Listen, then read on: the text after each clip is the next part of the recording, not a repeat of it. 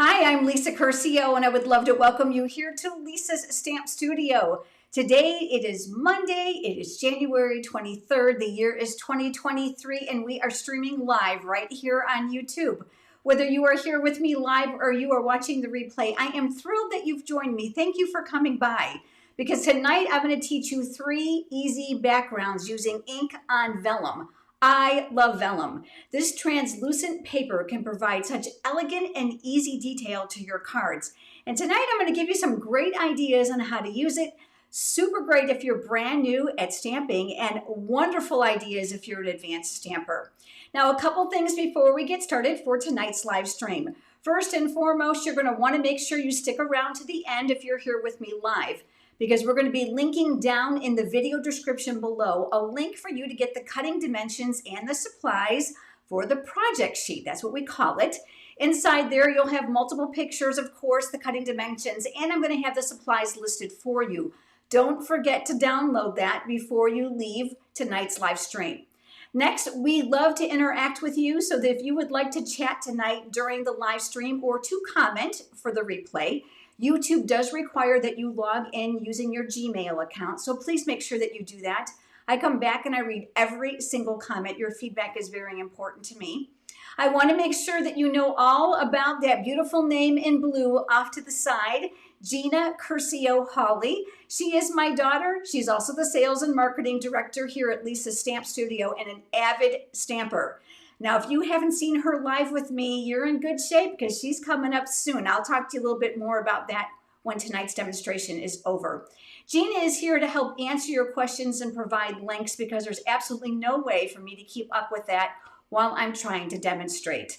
All right, and one more thing I want to make sure that you know about before we get stamping, and that is this. Right now, we are in the midst of Stampin' Up's largest sale of the year called Celebration. And right now, you can choose a custom starter kit and then choose products of your choice. There are 3 options. And guess what? You get to pay a huge reduced price for those options.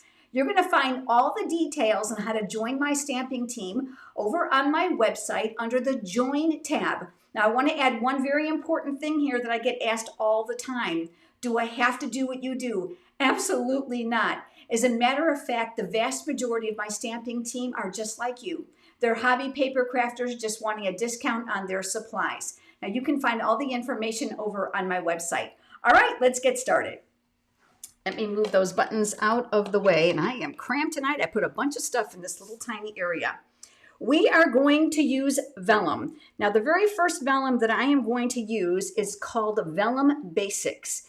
And this is brand new in the mini catalog that just came out. I don't know about you, but printed vellum has kind of my heart. Now, I want to show you the other ones that come inside this package. Here is the first one. There's 3 different patterns. There's polka dots. Now, if you were here with me in person, it's obvious which side has the printing, which side has the printing, and which side is the back side. Now, that's going to be important as we get moving through tonight's background techniques. So here's the first one, and then here is the second one, stripes. Love that they're very basic because you can use them for everything. Oh, special little bonus tip. Did you know you can use your alcohol Stampin' Blends markers on these as well? So if you want to color in the stripes or every other one, have a great time. And then last but not least, this is the bigger sheet of the one that I just showed you. Really pretty, and again, very basic, so you can use them with everything.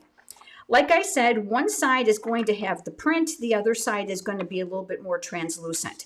You're going to want to work from the back for the techniques that I'm sharing with you tonight. I love vellum. So I'm going to try something tonight. Disclaimer, I didn't actually do this on my original card, but I'm going to share this with you because I love this artboard. I have this and a few other products linked for you that I love to use when I'm paper crafting over on my website. You'll find them under the Shop tab, Craft Room Favorites, and this is my artboard.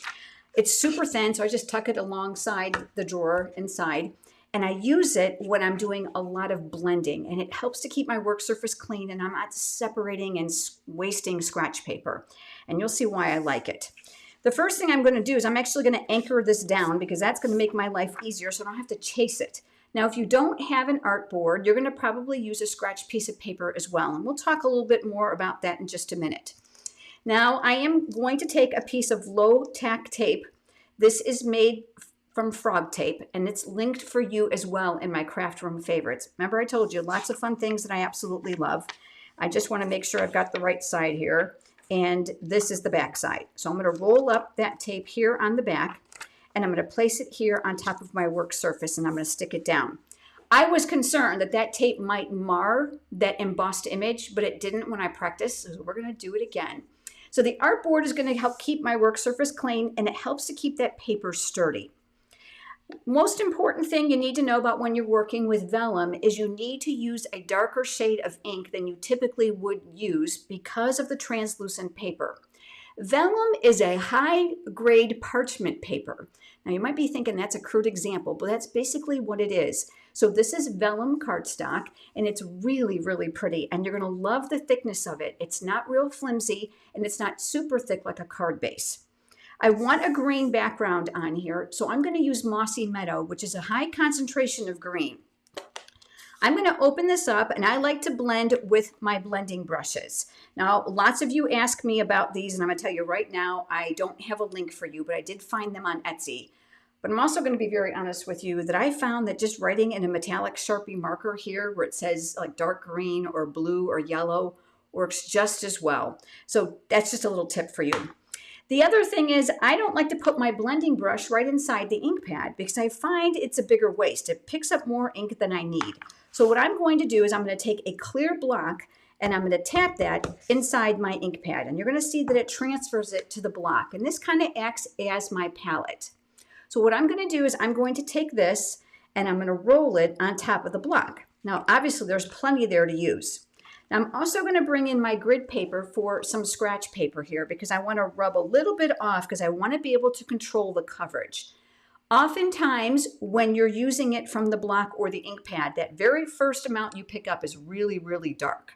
So what I'm going to do is I am going to come over here, and it's tacked down, and I am going to work here. Now, you can see that I'm holding here where it's clean.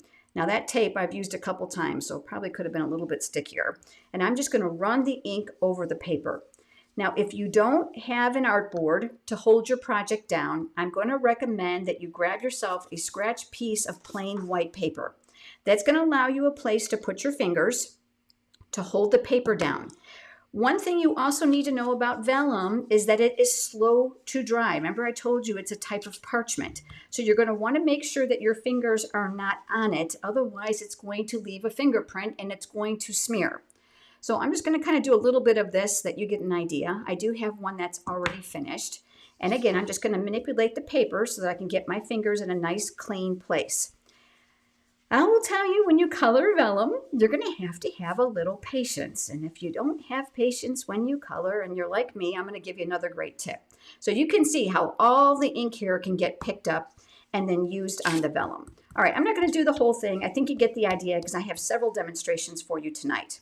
Now, since this brush is dedicated to my darker greens, I don't have to worry about cleaning it, but I do get a lot of questions about, can you clean them and use them in other colors? The answer is yes. You're going to want to make sure you use warm water. You're also going to want to make sure maybe you need a little tiny drop of soap, gentle soap, very tiny drop.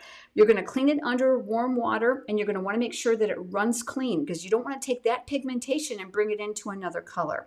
But since this one is dedicated, I don't have to worry about that. Now, I am going to close this up, and I'm going to set this ink pad off to the side. And we're going to talk about this because you're probably thinking, well, that's a hot mess. Well, it's easy. No different than cleaning your rubber stamps. Just off camera, I have my Stampin' Scrub. One side is wet and one side is dry. There you go. Nice and clean. And guess what? I can use this in another color if I'm doing a multiple amount of shades. This has to be dry before we can use it. So I'm going to flip it upside down. I'm going to take that piece of tape off. I'm going to leave that here. If I touch this, like I said, it's going to leave a fingerprint, and it is slow to dry. So my best tip for you is this: if you're like me, you don't like to wait. Let's get out the heat tool. You're going to want to use this on the highest speed, but I want to give you a couple tips about the heat tool before I turn it on. First and foremost, I want to make sure I'm not holding it by the inky part. You're not going to want to hold it too closely because otherwise the paper will begin to warp or curl, which is very normal with this type of paper. You can heat it from the back side, and you can also use it on the lowest speed. The Stampin' Up! Heat tool, which is sold in my online store with all these other products, has speed 1 and speed 2, with speed 2 being the highest. Again, I'm impatient, so I'm going to put it on speed 2. I'm going to let that encased tip heat up, and that's the great thing about that encased tip is it's going to retain the heat. So if you're doing multiple of these, you're in good shape. I'm going to hold it relatively close. This is from the front. This would be from the back. If you're finding that it's starting to warp, do a little from both sides. This will speed up the drying process. Now I have one that's already finished, so that I can go ahead and give you some additional tips about the vellum. Now I'm going to save this piece of paper because we're going to come back to that in just a little bit. Here's the one I finished before you joined me. Pretty, huh? Never fails, right? You always get ink on your fingers. But I'll tell you what, it looks even prettier when you put a piece of white cardstock behind it. Now you're going to be able to tell this is the side that I colored. This is the back. But when you flip it over, that piece of vellum now becomes colored. It is gorgeous. I wish you were here so that you can see it. If you have inconsistencies with your ink, which means you have some are darker than others, don't panic. It actually really adds quite a bit to the project. I do recommend white paper behind it in order to give it a really pretty look. There you go. That's a little bit better shot. All right, let me show you the completed card for this, and then we're going to talk about adhering this when we do the next card. So I'm going to start here, and we're going to keep building. All right, let me set this one off to the side for a minute, and here is your completed card. There is that exact same piece of vellum. I'm going to turn it a little bit because those studio lights are nice and bright. And I'll turn it a little bit this way. Isn't that stunning? So if you don't have the right color designer series paper, break out that vellum and color it. Important to make sure that it's dry. And then you can go ahead and layer that on top of your cardstock, which we'll talk about, and then add your focal point. Now on this one, I want to share something with you. I did not adhere the vellum down to this white layer. And you're probably thinking, well, then how's it staying there? I added dimensionals behind this scalloped rectangle, and that's anchored to the vellum. And then I added adhesive behind this hidden spot, which is anchored to the card. So look, you might be thinking, well, that's dangerous coming in and out of the envelope. And the answer is no, it's not. It works fantastic. So if you have a sizable piece here, remember you don't have to work on adhering the layer underneath it, but really pretty and a great way to use those patterned vellums. All right, let me set this one off to the side. Before I do that, you're probably wondering where that stamp set came from, so let me show you. This came from Dainty Delight Bundle. The bundle means it's including both the stamp set and the coordinating dies. Love this. So I did die cut that real long piece here from the gold foil, brought in a little bit of gold ribbon and those brushed brass butterflies. Really elegant, isn't it? And super simple because there's very little to color. You're going to find this in the new mini catalog. All right, let's move on to the next one. The next one, we are going to step things up just a little bit. I'm going to come right back here to my artboard. Do you see the excess ink here? This same principle that I'm talking about on my artboard is going to hold true on your paper if you're using paper as your work surface. That ink is more than likely still dry because of the high concentration of ink. So you need to clean that if you're going to work with a different color. So this is where baby wipes come into play. And that's just my shameless plug for the fact that I'm becoming a grandma in early May. Yeah, we're pretty excited. Gina and Cody are expecting their first baby. So I'm just cleaning this off, and I can do that with a baby wipe. Just water works well too. And then I've got a little rag to dry this off. Here's another reason why I love this artboard. I don't have to waste my paper. And guess what? It is double-sided. So while that one is evaporating and drying, I can flip it over and keep going on this side. This time we are using plain vellum. Now this is going to work very much like what we've already done, but again, I'm using a different color ink because you have to use something brighter than what you want in order to get the appearance of what you're looking for. Because remember that the transparency of this paper tones the color down. So I'm going to go ahead and open up Bermuda Bay. Here's that same block. Make sure yours is nice and dry before you dip it in your ink pad. I'm going to go ahead and tap, tap, tap. And then here is the block. I'm going to bring in my scratch paper. Never work over a wet surface. You don't want to mix those unless you're being intentional. Here is my next blending brush. Another tip for you is if you're like me and you have arthritic hands, I hold the brush this way versus by the handle because it's very difficult for me to grab. So I'm going to go ahead and blend it on top of my block. Going to control that ink, and exactly like we've done before, we are going to blend on color with the blending brush. Oh, by the way, did you know these now come mini? Oh, they're so much fun for those stencils. So I'm going to go ahead and I'm going to work that in a small color corner here. You can add more color, but you need to wait for this to dry, because if I try to keep going over this, guess what's going to happen to this ink? It'll appear darker, but I'm actually moving it because it's wet. Now I have one that is already finished. Bear with me, let me find it here. And here it is. All right, I'm going to move this off to the side. And I'm going to move this off to the side. I'm going to take off that excess ink. And I'm going to wet and dry. There's our block. Let me close this up, make a little extra room here. All of a sudden I got a frog in my throat, and I do apologize for that. Here it is when it's dry. Now I did heat set this because, you know, I'm always in a hurry, right? I don't want to have to wait and watch it dry. So there is a little bit of curling, but I'm not worried about that because we're going to talk about adhering vellum as well. Again, you're going to see that there's two sides. One side, you're going to see the heavy layer of the ink. The other side is going to be more translucent. This next step, it's important that you have the ink side up. So I'm going to leave that off to the side. I'm going to come back to my artboard.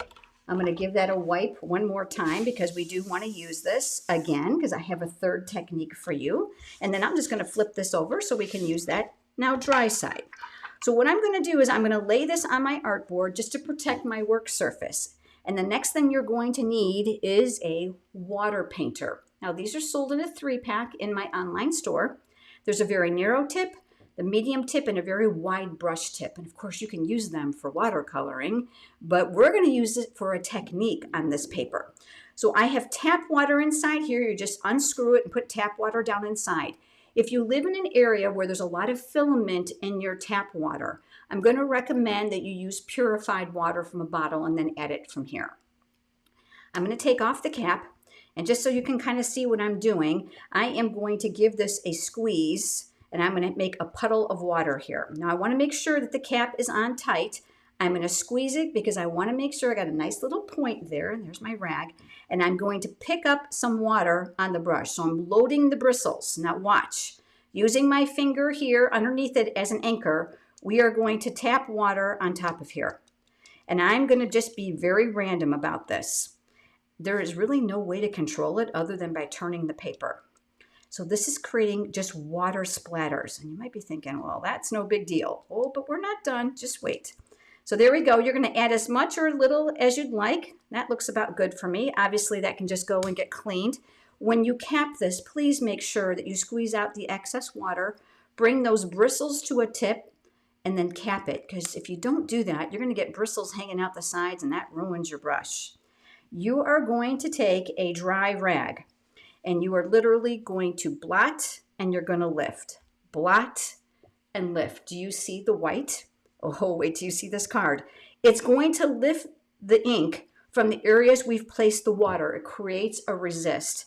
It also flattens the paper. Do you see that? Isn't that fantastic? So blot and lift. Super simple. This is even something the kids can do with you. I'm going to put that board off to the side. I want to make sure my work surface is clean. Let's go over that. You're looking at that thinking, really? Okay, wait. I am going to add this to a piece of white cardstock. Now, do you see the difference? I'm hoping you can get a good angle here on the camera. The good news is the project sheet photographs are perfect for you. Now, you might be wondering, how the heck are you going to get that adhered to here without making a huge mess? Well, I'm going to show you a little trick that seems to work really, really good for me. It's going to require your silicone craft sheet sold in my online store. It's going to require the multi-purpose liquid glue.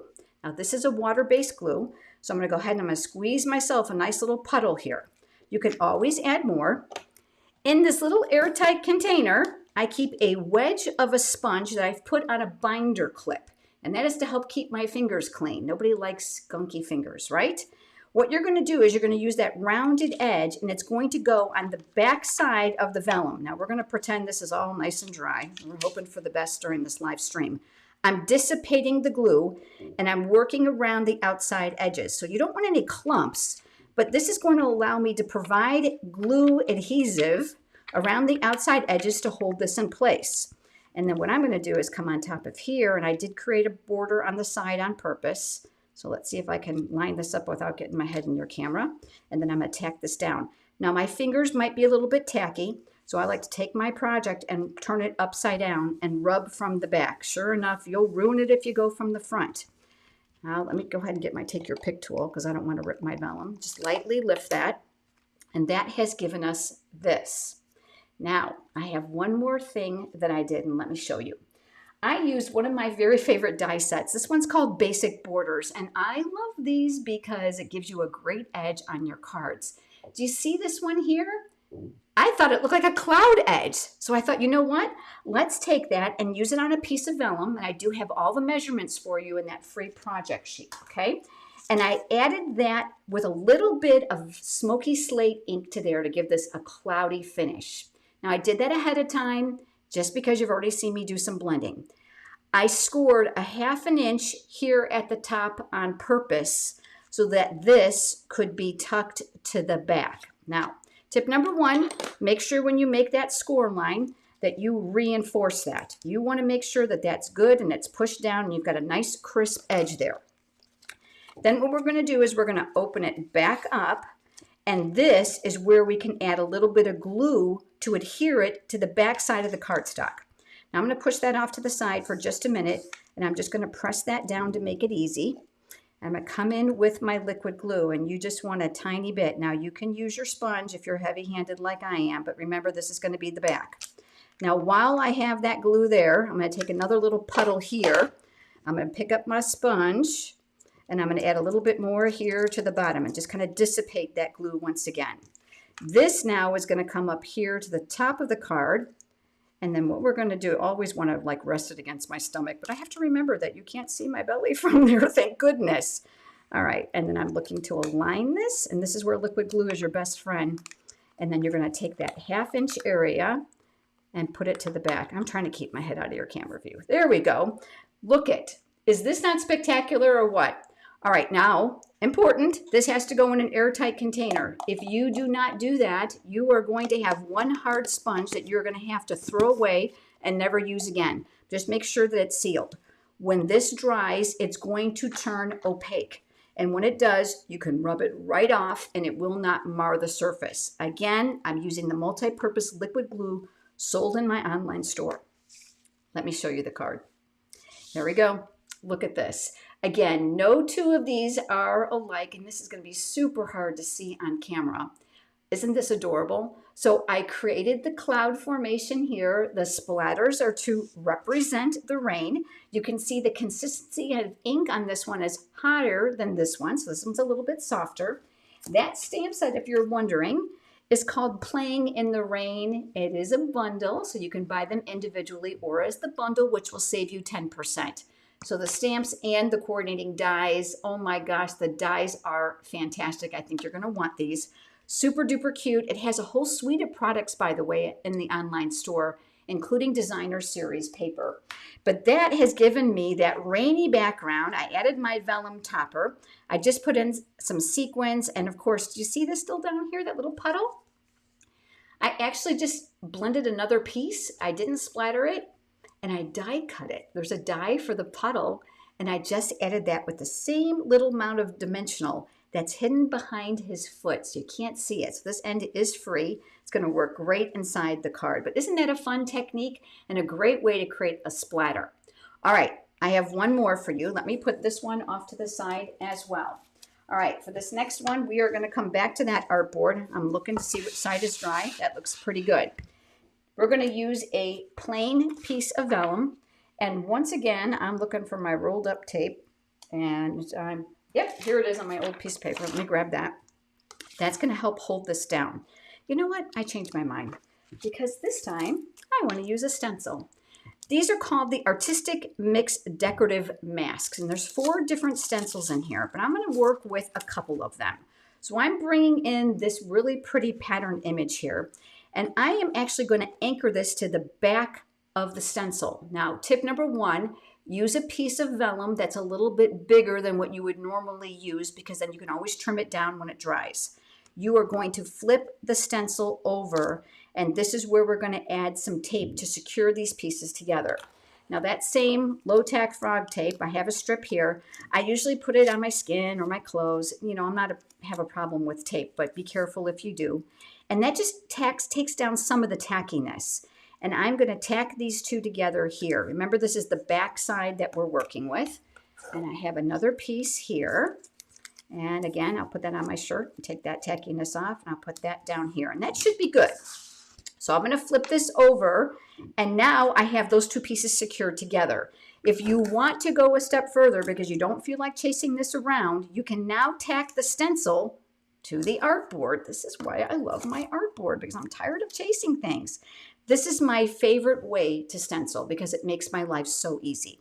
Now I'm going to move those other brushes we used out of the way, and I'm bringing in another brush. This is a very, very dark color. It's called Blackberry Bliss. The pigmentation on here is super deep. And you might be thinking, holy cow, that's going to be dark. But remember, it's vellum. So the right side now is facing up. We're going to take that clear block. We are going to dip that inside the ink pad to make a palette. We're going to make sure that we bring back in that scratch paper using a clean area for it. And we are going to pick up the ink with the brush. Again, you're going to dab some of that off so you have a control of how dark it is.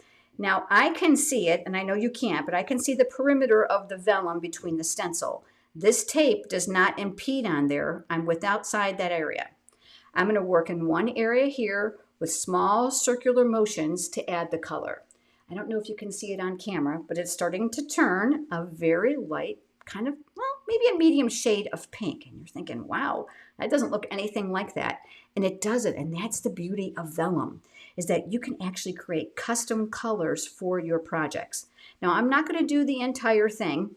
So I'm just going to go ahead and just do this little tiny area here so you can kind of see what it looks like. I'm going to take this, I'm going to rub off that excess ink, and off on my Stampin' Scrub, I am going to clean and I'm going to dry it.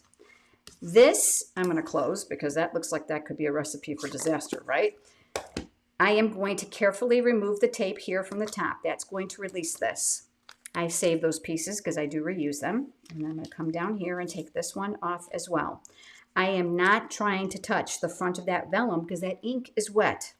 So we're going to turn this upside down. This is your clean area. And now we're going to remove the tape from here. And we are going to remove the tape from here. But you know what? If you thought this is all there is, there's more. So let me just remove this as well. And again, I just put that tape up here by the handle because I can reuse it every single time. And now I'm going to open it up. You have a very light pattern. Boy, it doesn't look anything like this, does it? But you have to make sure it's dry for the next step. Again, you'll want to make sure that this is nice and clean if you've got any ink on the outside edges. This, you might be wondering what you do with it. Run it underneath tap water and just rinse it till it's clean. You can tap it dry with a paper towel or let it air dry. Now, this one I did before you joined me, and that is this, just a higher concentration of ink, and this one is dry. That's really important before you move on. The great thing about these decorative masks is, look, there's another layer, and there's several different designs in here as well. There's one that has plaids, so you can build on top of here, and there's one here that has labels, so you can actually create those with ink on top of your cardstock, and you have this just stunning project. All right, so here we go. You might be thinking, oh, no way, it's not hard. Watch. You can do it from the front, or I'm going to do it from the back. So I can see the stencil through the vellum. That's the beauty of this transparency. And once it looks like it's good and aligned, I'm going to go ahead and do the exact same thing we've done before. We are going to tack this to this, and then this to this. Now, because this vellum needs to be aligned all the way, you can kind of shimmy this a little bit left and right if you need to make sure that it's aligned. And then we're going to flip this over. And again, 1, 2, 3, really quick, we're just going to tack these parts down. It doesn't even matter if it's straight on my board. We're switching now from this to this polished pink. I chose to do that pattern in a darker shade on purpose. If this is not dry, that first layer, you're going to have nothing but a smeared mess. It's the only way it's going to work is if that first layer is dry. You can use the heat tool. So here is the polished pink. I'm going to pick that up with my little palette, clear block once again, looking for a clean space here. And I have my pink brush. I'm going to load it. I'm going to check it to make sure it's not too strong, see? And then what I'm going to do is I'm going to go over the stencil. Remember that bottom ink is already dry, so you don't have to worry about dragging that Blackberry Bliss into the pink color. Wait until you see this. So I'm going to do a little tiny area here so that you can see it. I'm using a light hand. All right, I think you get the idea. Clean off your block, close up the ink pad so we're not wearing it, and wait till you see the finished card on this one. I'm going to remove my tape. Again, stencil will just get rinsed underneath tap water. I'm going to be very careful to remove this from the back. And I do like to work with a bigger piece that I'm going to need. And I'm going to take this off. Can you see it even from the back? Oh my gosh, it's so pretty. Look. Oh, is that not incredible? Now, it might not look like much there, but look what happens when I put a piece of white paper behind it. So you can use the stencil all by itself, or you can build on it. Now let me show you the finished card for this one. Let me set that off to the side. This card is breathtaking. Oh, is that not pretty? That is that exact same thing. The difference between cardstock and vellum is the softness of the appearance. You can't accomplish this two-tone, real soft effect very easily with cardstocks. It's very easy to get hard and soft areas, and they really look that way when you're finished. But with vellum, it's not. Now, there's a couple things on this card I know you're going to ask me about. The first is going to be the stamp set. It's called Marigold Moments. Again, it's a bundle because don't you just love dies for stamps? Buy them as a bundle. You'll save 10%. You won't want one without the other. I did heat emboss that greeting. I've got a great Heat Embossing 101 video for you. But let's go ahead and let's do this. I'm going to show you how to custom color some ribbon. So the white seam binding is sold in my online store. There is not a ribbon that matches this perfectly. And if you look closely, you're going to see, what color do you pick up? I actually went a little rogue here. I decided to pick up a shade that would coordinate but not match perfectly. So I took the light polished Stampin' Blends alcohol-based marker. I'm using the brush tip. I am making sure that I'm preserving that tip, so I'm not using it. I'm using the side of the marker, and I'm going over that seam binding ribbon. The great thing about alcohol-based ink is it dries really, really fast, and because this is seam binding, it will automatically transfer to both sides. Give that about a minute to dry. It may feel just slightly stiff because of the alcohol, but as soon as you work with it, it's going to be fine. I made a bow and I added it here. Now you're also going to ask me, well, where did you get those beautiful little rose gold metallic threads? Okay, so let me show you how I got those. I took one of my favorite ribbons and I really do love it. It is the beautiful rose gold and white like striped ribbon. Isn't this pretty? But what I did is I actually cut off the edge, which left me this. This is just a part of it. And then if you pull it, guess what? You can get those little filaments out from the ribbon and you can use them on your cards as little metallic threads. And this might be fussy for you, but guess what?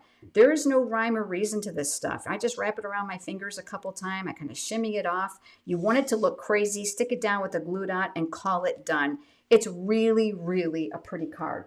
So let's just go over a little bit about what we did today. We've got this one, which is the double stenciling on vellum. Make sure you heed to those tips about the drying and securing the stencil. Then we had this one, which created that faux splattered rain effect. And I did talk to you about creating this as well and how to adhere your vellum 2 different ways. And then this one using patterned vellum, where you can add custom colors to the back to coordinate with your projects. Absolutely stunning, aren't they? All right, I cannot wait to find out which one's your favorite. right now, pop down and leave me a comment below because your feedback is super important to me. Break out that vellum. You're going to absolutely love it. Now, while you're here, I want to tell you, thank you, thank you, thank you. Hundreds of you have already signed up for the Stamp Studio memberships. We are thrilled to have you. $5 a month, you get a tutorial sent right to your inbox every Monday. But here's the best part. You have our permission to use these tutorials and the photographs, which are not watermarked, for ideas, for classes, mass production, casing, redistribution, or business use. The only thing is you can't sell them for profit. You are going to love this. So we've got everything from easy cards that you can make a bunch of if you donate them to your church or assisted living facilities or donate them, to everything that's stepped up. And you're going to love the projects in there. It's a no-frills program, $5 for the entire month. Head over to my website and click on memberships. Now I can see your comments, and I want to make sure you know about this. The next live stream is going to be next Monday, which is January 30th. Guess what? Gina is going to be here in the studio with me. I know, you guys have been waiting. We can't wait to have her here. And yes, she's very pregnant. So this is going to be very interesting to get us both in this little tiny camera spot, but we're gung-ho. The projects are fantastic. You've got a fun fold coming your way with 6 ideas. Mark your calendar. It will be 8 p.m. Eastern time next Monday. Now, if you are new here, do me a favor and hit the subscribe button and the bell icon and the word all. That's the way YouTube will send you notification reminders to join me on live streams. I'm live every week. And make sure you head over to my website, scroll all the way to the bottom so you see the word subscribe.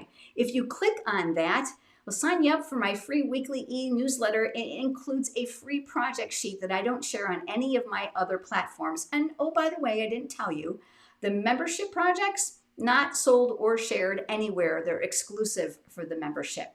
We would absolutely love to have you. Now, this is the time of the live stream where I do an open live Q&A. And I'll be able to answer your questions live right here on the screen. I have a way of making sure they pop right up so we can read them and answer them. It's very informal. So if you would like to stick around and you have a question, what I need you to do is type the letter Q and a colon and then your question so that I can filter them out and put them up here on the screen. Because there's a delay when I speak and when you hear it, I'll give you a couple seconds to do that.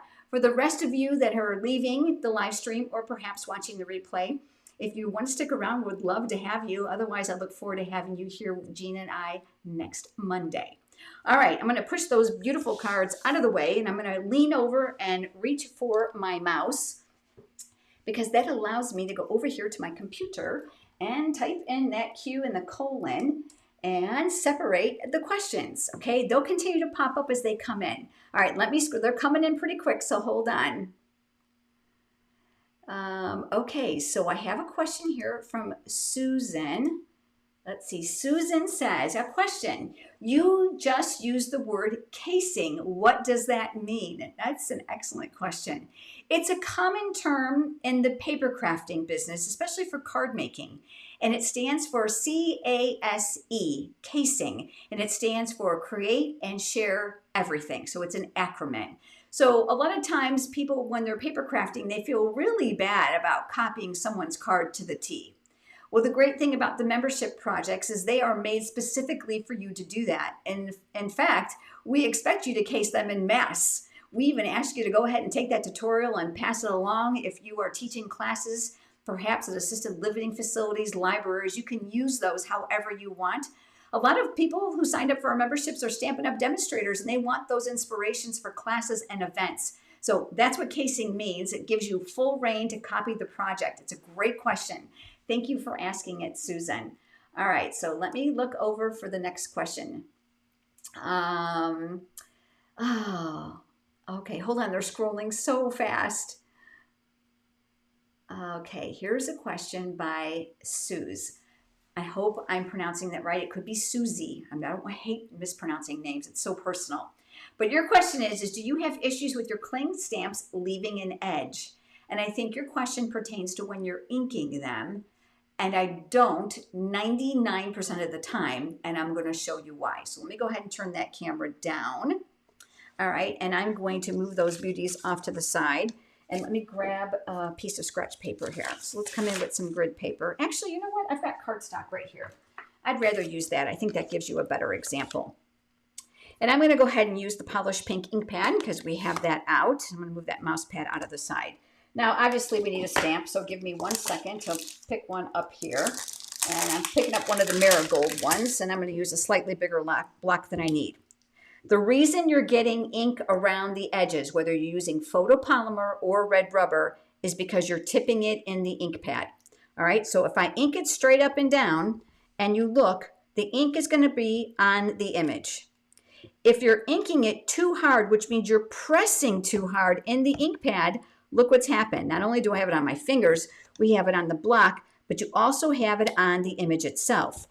And what happens is you rock the image on the paper, and then you're often going to get the edge here. Of course, I can't duplicate it right now. And this is one of the beauties of photopolymer, is because the image is slightly raised. This is a common issue with red rubber. I'm looking through all those stamp sets I piled up here to see if I have one that is red rubber. I do. Let's go ahead and use this one because I want to make sure I give you an accurate description to your question. All right, so here's another one.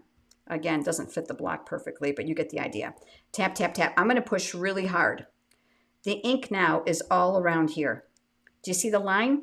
If that's what you're referring to, that is exactly what's happening. So I'm going to clean that stamp off camera, okay, making sure it's all clean. Tap straight up and down, and then straight up and down. Then all that problem is gone. So hopefully that answers your question. Let me just close that up because nobody wants to wear that. That's a great question, and it is one we get asked quite a bit, but thank you. All right, I'm looking here for some other questions. They're scrolling. Oh, hold on.